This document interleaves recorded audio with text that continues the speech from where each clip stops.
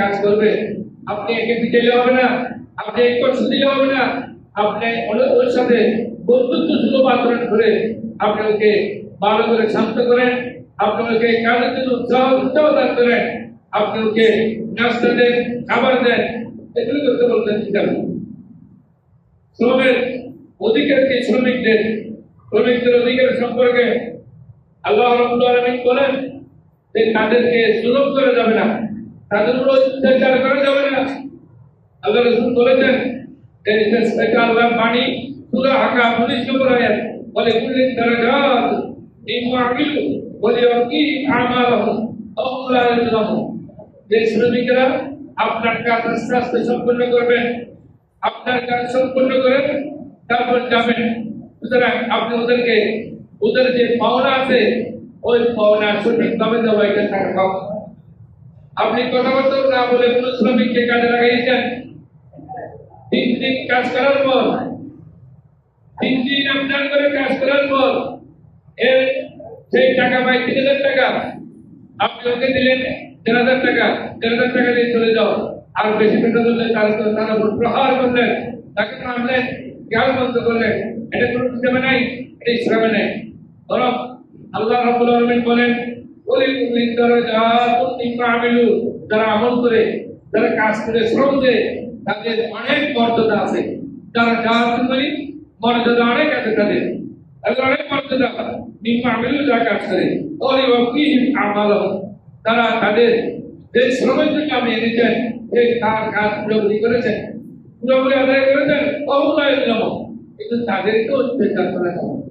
অত্যাচার মানে কাল বন্ধ করা, প্রহার করা, সঠিকভাবে তার মাহিনা না দেওয়া, তার বেতন না দেওয়া, বেতন দেনা কাজ করে অনেকে।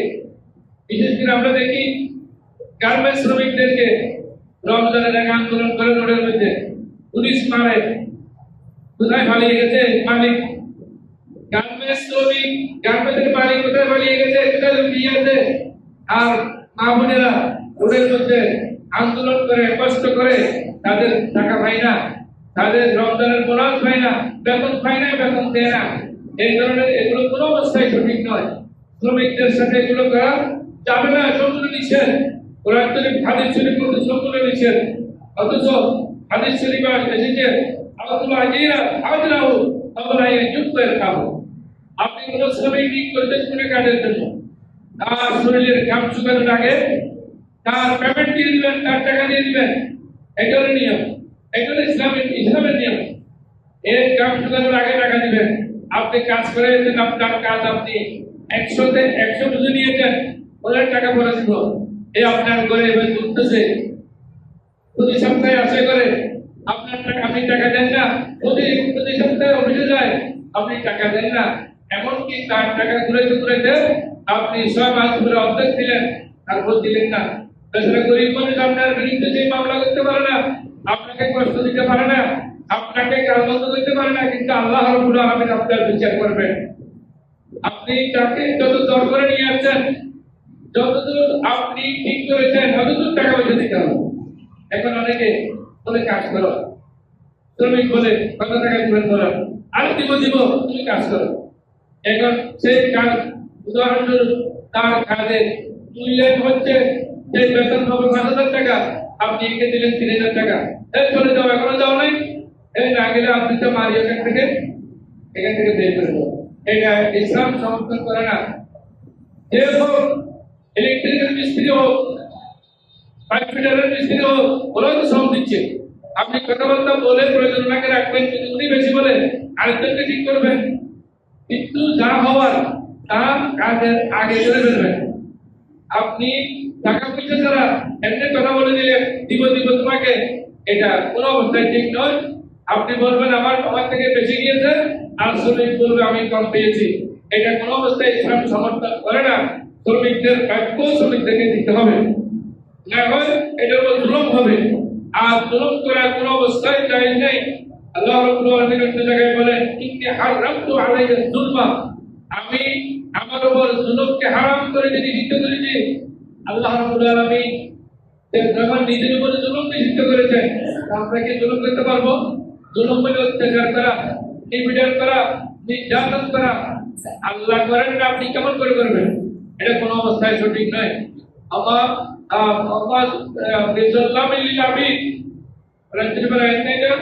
আল্লাহ রাব্বুল আলামিন বান্দার প্রতি বিন্দু মাত্র জুলুম করেন না।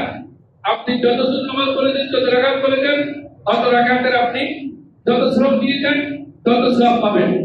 আপনি যত খুশি কুরবানের ঈদে আপনি বকরা জবাই করেছেন, আপনার বিচার অনুযায়ী, নিয়ত অনুযায়ী আল্লাহ আপনাকে সওয়াব দিবেন। তখন বিন্দু মাত্র আল্লাহ হবে না। সুতরাং শ্রমিকদের ব্যাপারে আপনি একেবারে 100% সঠিক থাকতে হবে।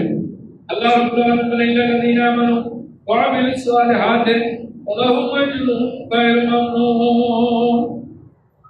সূরা 3। যারা ঈমান এনেছে এবং ভালো কাজ করেছে, ঈমান এনেছে এবং ভালো কাজ করেছে, লাহুম আজরুন গায়রু মামনুন, তাদের জন্য শ্রমিকদের শ্রমের জন্য আল্লাহ রাব্বুল আলামিন সওয়াব রেখেছেন। অফুরন্ত সওয়াব আল্লাহ রাব্বুল আলামিন রেখে দিয়েছেন। আমরা যে আল্লাহর ইবাদত করি, এটা একটা শ্রম। এই শ্রম আমরা যতদূর দিব, আল্লাহ ততদূর আমাদেরকে ইবাদতের সওয়াব দিবেন। আল্লাহ রাব্বুল আলামিন বিন্দু মাত্র কমাবেন না। তো আল্লাহ বলছেন, বান্দা যারা আপনার করে কাজ দিবে, কামলা ব্যক্তি যারা আপনার করে কাজ করবে, এদের থেকে বিন্দু মাত্র 1 টাকা কম দিলেও হবে না। 1 টাকা যাতে কম না হয়, ওই দিকে আপনার নজর রাখতে হবে। এরপরে এদের অধিকারের ব্যাপারে আল্লাহ রাব্বুল আলামিন বলেন, ইয়া আইয়ুহাল্লাযীনা আমানু আউফু বিল উকুদ, হে ঈমানদারেরা, আপনার সাথে যা চুক্তি হয়েছে, শ্রমিকের সাথে আপনার যা চুক্তি হয়েছে, মালিকের সাথে যা চুক্তি হয়েছে, উদাহরণস্বরূপ এই যে আপনাদের স্টিল মিলে যত কোম্পানি আছে, শ্রমিক রাখার সময় কথা হয়েছে, আপনি আমার এখানে 8 ঘন্টা ডিউটি করবেন, ওভারটাইম করলে আলাদা বেতন পাবেন। এরপরে 8 ঘন্টা ডিউটি আমি মাসিক আপনাকে 30,000 টাকা দিব। সেখান থেকে যদি 29,000 টাকা দেয়, তাহলে সমস্যা আছে। আল্লাহ বলছেন, আপনি যে ওয়াদা করেছেন, যে অঙ্গীকার করেছেন শ্রমিকের সাথে, সেই ধরনের অঙ্গীকারকে আপনি পুরো করুন। আপনি অঙ্গীকার পুরো করুন। অঙ্গীকার পুরো না করলে আপনার জন্য সমস্যা আছে। আল্লাহ রাব্বুল আলামিন বলেছেন, ইয়া আইয়ুহাল্লাযীনা আমানু আউফু বিল উকুদ, আপনি যা বলছেন সূরা মাইদার প্রথম আয়াত, যে আপনি যা ওয়াদা করেছেন শ্রমিকের সাথে তাই করবেন, এর বাইরে কিছু করার নেই। আপনার স্ত্রীর সাথে আপনার ওয়াদা হয়েছে 5 লক্ষ টাকা কামিয়ে, আপনি 5 লক্ষ টাকা কামিয়ে দিতে হবে। 5 লক্ষ টাকা থেকে কম দিলে হবে না। কে পয়সা থেকে আপনি 2 লক্ষ টাকা ধরে দিলেন আর 3 লক্ষ দিলেন না, ওই কবরে যাওয়ার পরে বাকি 3 লক্ষ দিতে হবে। বুঝলেন? এখন আমাদের দেশের যারা আপ টু ডেট ফ্যামিলি, একেবারে আধুনিক ফ্যামিলি, যারা কত 80 লক্ষ টাকা কামিন নেওয়া, 80 লক্ষ টাকা কামিন নেওয়া করেছে, 1 লক্ষ টাকা দেয় না, সব বাকি, অমর বাকি, সব দিতে হবে। এই 80 লক্ষ টাকা হলে স্ত্রীর হক। এই 80 লক্ষ টাকা আপনি যতক্ষণ দিবেন না, তখন আপনি পরকালে আপনার শান্তি নেই, দুনিয়াতে মুক্তি নেই, পরকালে শান্তি নেই, আপনার দিতে হবে। যারা এভাবে করেন, তারা হুঁশিয়ার, সাবধানে থাকবেন। হাদিস শরীফে এসেছে, অনেক ধনী মানুষ গরিব মানুষকে কষ্ট দেয়। বলতেছেন কিতাবের মধ্যে, মাতালুল গনি ইয়াজুমু, ঘোরাঘুরি করে টাকা পয়সা নিয়ে। আপনার সাথে শ্রমিকের সাথে কথা হয়েছে যে আমার ইটগুলো এখান থেকে এখানে এনে দিবা, 2 দিন আমার এখানে কাজ, 2 দিন কাজ করবো, তোমাকে 2 দিনে আমি 2,000 টাকা দিব। এখন দেওয়ার সময় ঠিক সঠিকভাবে দিচ্ছে না, সঠিকভাবে এটা দেওয়ার চেষ্টা করে না, তো বলতেছেন মাতালুল গনি ইয়াজুমু, এই ধরনের ঘোরাঘুরি করে এটা একটা করতে চাও। এই গরিব মানুষ আপনার ঘরে কাজ করে, সে স্ত্রী পুত্র ছেলে মেয়ে নিয়ে খাবে, আপনি 2,000 টাকা দিলেন না, আপনার জন্য 2,000 টাকা কিছু না, এর জন্য 2,000 টাকা 2 বারের মতো। আপনি 1 টাকা দিলেন না, কেন দিলেন না? কোথায় পাচ্ছেন আপনি এটা? কোন কিতাবে আছে এটা? আপনি মুসলমান হয়ে গেছেন, পুরোপুরি কেন করলেন? এটা কোনো অবস্থায় সঠিক নয়। আল্লাহ রাব্বুল আলামিন বলেন, ফাইদা কুদিয়াতিস সালাতু ফান্তাসিমু ফিল আরদি ওয়াবতাগু মিন ফাদলিল্লাহ, নামাজ যখন শেষ হবে, আপনি নামাজের পর রিজিকের অন্বেষণে বের হয়ে যান, রিজিক খুঁজেন। একটা নিয়ে আপনি মসজিদে বসে থাকবেন, সারাদিন যুবক ছেলে ঘরে খাবার খুঁজতে আসবে। আল্লাহ কি কোনো কিতাবে বলছেন রাসূল করিম কি কোন হাদিসে বলছেন যে তুমি করে বসে থাকবো অথবা মসজিদে তাসবিহ ছাড়া নিয়ে বসে থাকবা তোমাকে তোমার জন্য মসজিদ খারাপ করার করবো নয়। আপনি তাসবিহ ছাড়া নিয়ে বসে থাকলে ভালো জিনিস, সময় থাকলে বসবেন। আপনি চাকরির ব্যাপারে শেষ করে আসছেন মাগরিবের পরে আপনি তাসবিহ ছাড়া নিয়ে বসেন, এটা নফল ইবাদত। এই নফল ইবাদতের কারণে আপনার পজিশন বাড়বে। কিন্তু আপনি নামাজ জোহরের নামাজ পড়ে কাটাছে, ফজরের নামাজ পড়ে কাটাছে, আপনি এগুলো না করে তাসবিহ ছাড়া নিয়ে রেগুলেশন করে ছেড়ে আল্লাহ আপনাকে করে আপনার রিজিক পৌঁছে দেবেন, এটা কোনো কারণ করে নেই। বরং আল্লাহ বলেছে এটা ওয়ায়ারযুকু মিন হাইসু লা ইয়াহতাসিব, এমন জায়গায় তুমি যাইবা যেখানে তোমার জন্য আল্লাহ রাব্বুল আলামিন হাজার হাজার লক্ষ লক্ষ টাকা রেখেছেন। সুবহানাল্লাহ। এদিন একজন হঠাৎ করে আরেকজনের সাথে ফ্যাস ছিল, অনেকদিন টাকা পয়সা পাইতো, পাওয়ার ছিল, যে নাই হঠাৎ করে আরেকজনের মাইক্রো ভুল করে দেখা যায় আমি জানি এটা ঘটনা 1 লক্ষ টাকা পৌঁছায় দিয়েছেন। সুবহানাল্লাহ। তো এই কিন্তু 1 টাকা পাওয়ার কথা ছিল না, 10-12 বছর ধরে ফ্যাস ছিল। 1 লক্ষ টাকা যখন পৌঁছায় দিয়েছে তখন তো আল্লাহ রাব্বুল আলামিন দেখেন না রিজিক কোত্থেকে দিয়েছেন, কোত্থেকে দিয়েছেন। আপনি চেষ্টা করতে হবে, কষ্ট করতে হবে।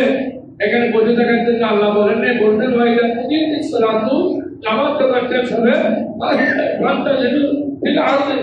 আপনি জমিনে ছড়িয়ে পড়েন আপনার মুখ পদরিল্লাহ, এবং আপনি আল্লাহর পক্ষ থেকে যে রিজিক আছে ওই রিজিক অন্বেষণ করেন। সূরা জুমা 10 নম্বর আয়াতে আল্লাহ এটা বলেছেন। সুতরাং আপনি বললে হবে না। আল্লাহ রাসূল বলেছেন কসবুল হালালে খায়রুল কসবে কসবু ইয়াদিল আমিলি জানাসা, সবচেয়ে উত্তম খাবার হলো আপনার হাত দিয়ে যা করবেন, আপনার হাত দিয়ে যা অর্জন করবেন ওটাই হলো 1 নম্বর খাবার। এরপরে আর কোনো খাবার নাই, আপনার হাত দিয়ে করবেন। আপনি ব্যবসা করতেছেন, আপনি ব্যবসা করে আপনার শ্রম দিচ্ছেন, আপনি সেখানে রোজগার করছেন, চাকরি করছেন, চাকরি করে শ্রম দিচ্ছেন, আর আপনি বসে থাকবেন, বসে বসে খাবেন। যুবক ছেলেরা অনেক সময় দেখে যায় দল বেঁধে বেঁধে 5 জন 7 জন 3 জন আপনি বসে থাকেন। অনেক সময় দেখা যায় একটা শাখা বলে যদি বলেন আপনি ফ্রি ফুড নিয়ে যেতে পারবেন, ওই ছেলে ফ্রি ফুড নিয়ে আপনার থেকে একটা শাখাবে এখানে চলে যাবে। বেকার ছেলে, অর্থাৎ ইসলামের কোনো বেকারত্ব নেই। বেকার করে যাবেন আপনি, আপনার রিজিক আপনি অন্বেষণ করে এদিকে না হলে এদিকে, এদিকে না হলে এদিকে, হালাল রিজিক অন্বেষণ করা। হাদিস শরীফে খায়রুল কসবে, উত্তম খাবার হলো, উত্তম অর্জন হলো কসবু ইয়াদিল আমিলে, যে শ্রমিকেরা নিজে কষ্ট করে, আমরা নিজে কষ্ট করে নিজের হাত দিয়ে কষ্ট করে খাবো, এটাই হলো সবচেয়ে বড় খানা, সবচেয়ে বড় খাবার। বাইনা দাউদ আলাইহিস সালাম কানা ইয়াকুলু মিন আমলি ইয়াদিহি, দাউদ আলাইহিস সালাম নিজের খাবার নিজে খেতেন, আর নিজে কষ্ট করে নিজে খেতেন। এটা উত্তম একটা নবীর সুন্নাত।